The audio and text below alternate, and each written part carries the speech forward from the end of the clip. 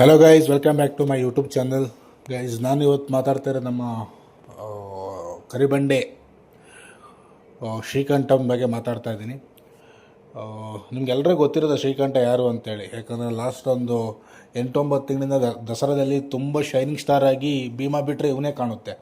ಏನಕ್ಕಂದರೆ ಒಂದು ನಮ್ಮ ಶ್ರೀಕಂಠ ಮೊದಲ ಬಾರಿಗೆ ದಸರಾಗೆ ಬರ್ತಾನೆ ಅಲ್ವಾ. ಸೊ ಅದರಿಂದ ಎಲ್ಲರೂ ಕೂಡ ಅವನ ಕಡೆ ತಿರುಗಿ ನೋಡೋಂಥ ಒಂದು ಜವಾಬ್ದಾರಿ ಕೂಡ ಕೊಟ್ಟಿರ್ತಾರೆ.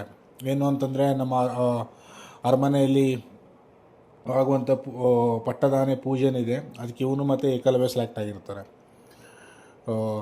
ಹಾಗೆ ಶ್ರೀಕಂಠ ಸುಮಾರು ಜನ ಗೊತ್ತಿಲ್ಲ ದಸರಾ ಆದಮೇಲೆ ಏನು ಮಾಡ್ತಾ ಇದ್ದಾನೆ, ಕ್ಯಾಪ್ಚರಿಂಗ್ ಹೋಗ್ತಾ ಇದ್ದಾನ ಇಲ್ಲ ಕ್ಯಾಂಪೆಲ್ಲ ಇದ್ದಾನ ಅಂತೇಳಿ. ಸೊ ಹಾಗೆ ನಾನು ಅವನ ಬಗ್ಗೆ ತಿಳಿಸ್ಕೊಡ್ಬೇಕಾಗಿ ಇವತ್ತು ಬಂದಿದ್ದೀನಿ. ಶ್ರೀಕಂಠ ಬಂದು ನಿಮಗೆ ಅವನು ಎಲ್ಲಿ ಹಿಡಿದ್ರು ಏನು ಅಂತಂದರೆ, ಅವನ್ನ 2014 ನಮ್ಮ ಅಭಿಮನ್ಯು ಕ್ಯಾಪ್ಟನ್ ಅಲ್ಲಿ ಅವನ ಕ್ಯಾಪ್ಚರ್ ಮಾಡ್ತಾರೆ. ಅದಾದ ನಂತರ ಅದೇ ಒಂದು 7-8 ತಿಂಗಳಷ್ಟು ಟೋರಲ್ಲೇ ಇದ್ದು, ಅದಾದ ನಂತರ ಒಳ್ಳೆ ಟ್ರೈನಿಂಗ್ ಪಡ್ಕೊಂಡು ಕ್ಯಾಂಪ್ನಲ್ಲೇ ಇರ್ತಾನೆ. ನಮ್ಮ ಮತ್ತಿಗೋಡು ಕ್ಯಾಂಪ್ ಏನಿದೆ ನೋಡಿ, ಅಲ್ಲೇ ಇರ್ತಾನೆ. ಆದರೆ ಯಾವುದೇ ದಸರಾಕ್ಕಾಗಲಿ ಅಥವಾ ಆನೆ ಕ್ಯಾಪ್ಚರ್, ಹುಲಿ ಕ್ಯಾಪ್ಚರಿಂಗ್ ಇಂಥ ಕೆಲಸಗಳು ಯಾವುದಕ್ಕೂ ಬರಲ್ಲ ಅವನು. ಸೊ ತನ್ನ ಕ್ಯಾಂಪ್ ಕೆಲಸ ಏನಿದೆ, ಕಾಲು ಕಟ್ಟೋದಾಗಲಿ ಮರದಿಮ್ಮಿಗಳು ತೊಗೊಬರೋದಾಗಲಿ, ಅಲ್ಲಿ ಚಿಕ್ಕ ಪುಟ್ಟ ಕೆಲಸಗಳು ಮಾತ್ರ ಅವನ್ನ ಬಳಸ್ಕೊತಾ ಇರ್ತಾರೆ.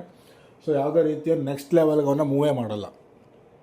ಅಂದರೆ ನೆಕ್ಸ್ಟ್ ಲೆವೆಲ್ ಅಂತಂದರೆ ಫಸ್ಟ್ ಕ್ಯಾಪ್ಚರಿಂಗ್ ಆಗಿರ್ಬೋದು, ಕೋಮಿಂಗ್, ಈ ಥರದ್ದೆಲ್ಲ ಯಾವುದಕ್ಕೂ ಕೂಡ ಯೂಸ್ ಮಾಡ್ಕೊಳ್ಳಲ್ಲ. ದಸರಾ ಬಿಟ್ಬಿಡಿ, ದಸರಾ ಅದೆಲ್ಲ ಎಕ್ಸ್ಪರ್ಟ್ ಆದಮೇಲೆ ಈ ಕ್ಯಾಪ್ಚರಿಂಗ್ ಮತ್ತು ಕೋಮಿಂಗ್ ಅಥವಾ ಏನಿದೆ ನೋಡಿ, ಕ್ರಾಲ್ ಕಟ್ಟೋದಾಗಲಿ ಅಂಥ ಕೆಲಸಗಳಿಗೆ ಎಕ್ಸ್ಪರ್ಟ್ ಆದರೆ ಮಾತ್ರ ಅದು ಇದಕ್ಕೆ ಮೈಸೂರು ದಸರಾ ಅಂಥದಕ್ಕೆಲ್ಲ ಸೆಲೆಕ್ಟ್ ಮಾಡ್ಕೊಳ್ಳೋದು. 2014 ಅಂತಂದರೆ 9 ವರ್ಷ ವೆಯ್ಟ್ ಮಾಡ್ತಾನೆ ನಮ್ಮ ಶ್ರೀಕಂಠ ದಸರಾಗೆ ಬರೋಕ್ಕೆ. ಬಟ್ ಇದೇನೋ ಈ ಇಯರ್ಸ್ ಏನು ಲಕ್ ಅಂತ ಗೊತ್ತಿಲ್ಲ, ರಾಜಮಾತೆ ಬಂದು ಸೆಲೆಕ್ಟ್ ಮಾಡ್ತಾರೆ ಅಂತ ಕೇಳಿದ್ದೀವಿ, ಹಾಗೆ ನೋಡಿದ್ದೀವಿ ಕೂಡ. ಬಟ್ ಹಿನ್ನೆಲೆ ಏನು ಅಂತ ಗೊತ್ತಿಲ್ಲ. ಬಟ್ ಓನ್ಲಿ ಒನ್ ರೀಸನ್ ನನ್ನ ಪ್ರಕಾರ ಸೋಷಿಯಲ್ ಮೀಡಿಯಾದಲ್ಲಿ ನಮ್ಮ ಶ್ರೀಕಂಠ ಯಾವಾಗ ಒಂದು 2023 ನಮ್ಮ ಮತ್ತಿಗೋಡು ಕ್ಯಾಂಪ್ ಓಪನ್ ಆಯಿತು, ಆವಾಗಲಿಂದ ಏನು ಸೋಷಿಯಲ್ ಮೀಡಿಯಾದಲ್ಲಿ ಎಲ್ಲ ಆನೆಗಳ ಬಗ್ಗೆ ಎಲ್ಲ ಫೋಟೋ ತೆಗೆಯೋದು, ವೀಡಿಯೋಸ್ ಮಾಡೋದು, ರೀಲ್ಸ್ ಮಾಡೋದೆಲ್ಲ ಮಾಡಿ ಸೋಷಿಯಲ್ ಮೀಡಿಯಾದಲ್ಲಿ ಬಿಟ್ಬಿಡ್ತಾರಲ್ವ. ಹಾಗೆ ಶ್ರೀಕಂಠನ ಪರಿಚಯ ಕೂಡ ಸ್ವಲ್ಪ ಮಟ್ಟಿಗೆ ಸೋಷಿಯಲ್ ಮೀಡಿಯಾದಲ್ಲಿ ಸ್ಟಾರ್ಟ್ ಆಯಿತು ಪಬ್ಲಿಸಿಟಿ ತಗೊಳ್ಳೋಕ್ಕೆ. ಅವ್ನು ತಗೊಳ್ತಲ್ಲ, ಜನಗಳಾಗ್ತಾಯಿದ್ರು ವೀಡಿಯೋಗಳೆಲ್ಲ. ಹಾಗಾಗಿ ಏನೋ ಸೋಷಿಯಲ್ ಮೀಡಿಯಾ ಒಂದು 50% ರಿಪೇಲೆ ನಮ್ಮ ಶ್ರೀಕಂಠ ಸೆಲೆಕ್ಟ್ ಆಗ್ತಾನೆ. ದಸರಾದಲ್ಲಿ ಬಂದು ಪಟ್ಟದಾನೆ ಕೂಡ ಸೆಲೆಕ್ಟ್ ಆಗ್ತಾನೆ. ಅಲ್ಲಿ ಕೊಟ್ಟಿರುವಂಥ ಜವಾಬ್ದಾರಿ ಏನಿದೆ ಅದನ್ನು ಚೆನ್ನಾಗಿ ಮುಗಿಸ್ಕೋತಾನೆ. ಅದ್ರ ಮೊದಲು ಕೆಲವು ರೂಮರ್ಸ್ ಎಲ್ಲ ಬಂತು, ನಿಮಗೆ ಗೊತ್ತಿರುತ್ತೆ, ಶ್ರೀಕಂಠ ಪಟಾಕಿ ಸೌಂಡ್ಗೆ ಬೆದರ್ಬಿಟ್ಟಿದ್ದಾನೆ, ಓಡ್ಬಿಟ್ಟಿದ್ದಾನೆ ಅಂತೇಳಿ. ಅದೆಲ್ಲ ಯಾವುದೇ ಇರಲಿಲ್ಲ. ಸ್ಟಾರ್ಟಿಂಗ್ ಬಂದಾಗ ಎಲ್ಲ ಆನೆಗಳು ಅದೇ ರೀತಿ ಇರ್ತವೆ. ಯಾವುದಾದ್ರು ಒಂದು ಆನೆ ನಂಗೆ ತೋರಿಸ್ಕೊಟ್ಬಿಡಿ, ರಾಜಗಾಂಭೀರ್ಯದಲ್ಲಿ ಓಡಾಡೋ ಆನೆಗಳು ಚಾನ್ಸೇ ಇಲ್ಲ. ಸೊ ಅಲ್ಲಿನ ಎನ್ವೈರ್ಮೆಂಟ್, ಅಲ್ಲಿ ಜನಗಳು ಅಥವಾ ಆ ಕ್ರೌಡ್ಗೆಲ್ಲ ಅಡ್ಜಸ್ಟ್ ಆಗಬೇಕಂತ ಟೈಮ್ ತಗೊಳುತ್ತೆ. ಸೊ ಇವನು ಕೂಡ 9 ವರ್ಷ ಆದ ನಂತರ ದಸರಾಗೆ ಬಂದಿದ್ದಾನೆ ಅಂತಂದರೆ ಯೋಚನೆ ಮಾಡ್ಕೊಳ್ಳಿ, ಯಾವುದಾದ್ರು ಒಂದು ಸ್ವಲ್ಪ ನೆಗೆಟಿವ್ ಫಾಲ್ಟ್ ಇರುತ್ತೆ, ಜನಗಳು ಅಡ್ಜಸ್ಟ್ ಆಗೋಲ್ಲ, ಸ್ವಲ್ಪ ರೂಡ್ ಬಿಹೇವ್ ಇರ್ಬೋದು. ಇದೆಲ್ಲನೂ ಕೂಡ ಬಿಟ್ಟಾಕಿ ಆರಾಮಾಗಿ ನಮ್ಮ ದಸರಾದಲ್ಲಿ ಕೊಟ್ಟ ಕೆಲಸಗಳೆಲ್ಲ ಮುಗಿಸ್ಕೊತಾನೆ. ಅದಾದ ನಂತರ ನವಂಬರಲ್ಲಿ ಬಂದು ಕ್ಯಾಂಪ್ಗೆ ಹೋಗ್ತಾರೆ. ಕ್ಯಾಂಪ್ಗೆ ಹೋದ ತಕ್ಷಣ ವಿತಿನ್ 1 ವೀಕ್ ಸ್ಟಾರ್ಟ್ ಆಗುತ್ತೆ ಎಕ್ಸಾಕ್ಟ್ ಕೆಲಸ ಏನು ಅಂತೇಳಿ. ಸೊ ಆವಾಗಲಿಂದ ಇವನು ನಮ್ಮ ಸರಗೂರು ಭಾಗದಲ್ಲಿ ಹೆಚ್ಚು ಹುಲಿಗೆ ದಾಳಿಗಳು ಸ್ಟಾರ್ಟ್ ಆಗಿರುತ್ತೆ. ರೈತರ ಮೇಲೆ ಹೊಡೆಯೋದು, ನಮ್ಮ ದನಕರುಗಳ ಮೇಲೆ ದಾಳಿ ಮಾಡೋದು, ಆಡಗಲೇ ಬರೋದು ಹಳ್ಳಿ ಒಳಗೆ, ಈ ಥರ ಹುಲಿಗಳನ್ನೆಲ್ಲ ಹಿಡಿಬೇಕಾಗುತ್ತೆ. ಇಲ್ಲಿಗೆ ಸಾಥ್ ಕೊಟ್ಟಿದ್ದೆ ನಮ್ಮ ಮಹೇಂದ್ರ ಮತ್ತು ನೆಕ್ಸ್ಟು ನಮ್ಮ ಭೀಮ.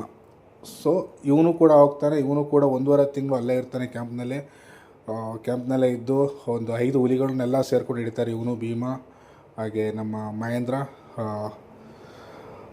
ಅಲ್ಲಿಂದ ಹುಲಿಯೆಲ್ಲ ಕ್ಯಾಪ್ಚರ್ ಮಾಡಿಕೊಂಡು ಅದಾದ ನಂತರ ಭೀಮ ಮತ್ತು ಮಹೇಂದ್ರ ಅಲ್ಲೇ ಇರ್ತಾರೆ. ಇವನು ಬರ್ತಾನೆ ಕ್ಯಾಂಪ್ಗೆ ಬಂದು ಮತ್ತೆ 1 ಮಂತ್ ಅಷ್ಟು ರೆಸ್ಟ್ ಮಾಡಿ, ಅದಾದ ನಂತರ ಇವಾಗ ನಮ್ಮ ಚಿಕ್ಕಮಂಗ್ಳೂರು ಹತ್ರ ಕ್ಯಾಂಪ್ ಹಾಕ್ಕೊಂಡಿದ್ದಾರೆ ನೋಡಿ, ಅಲ್ಲಿ ಕಾಡಾನೆ ಹಿಡಿಬೇಕಂತೇಳಿ ಬಾಳೆಹೊನ್ನೂರಿಗೆ ಹೋಗ್ತಾನೆ.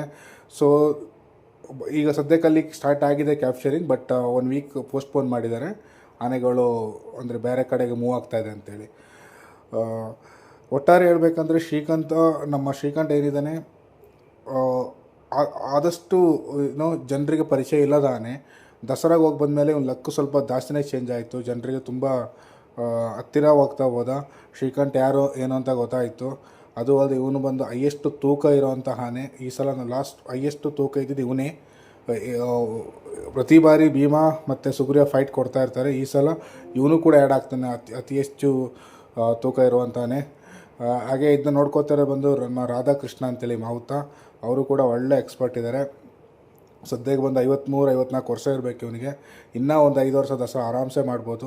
ಮುಂದೆ ದಸರಾಗಳಲ್ಲಿ ಭಾಗವಹಿಸಲಿ, ಹಾಗೆ ಕ್ಯಾಪ್ಚರಿಂಗ್ ಬರಲಿ, ಇನ್ನೂ ಒಳ್ಳೆ ಜನಪ್ರಿಯತೆ ಗಳಿಸಲಿ ಅಂತ ನಾನು ಹಾರೈಸ್ತೀನಿ. ಹಾಗೆ one more thing, before Dasara ಇವನು ಅಷ್ಟು ಕ್ಯಾಪ್ಚರಿಂಗ್ ಹೋಗಲಿಲ್ಲ.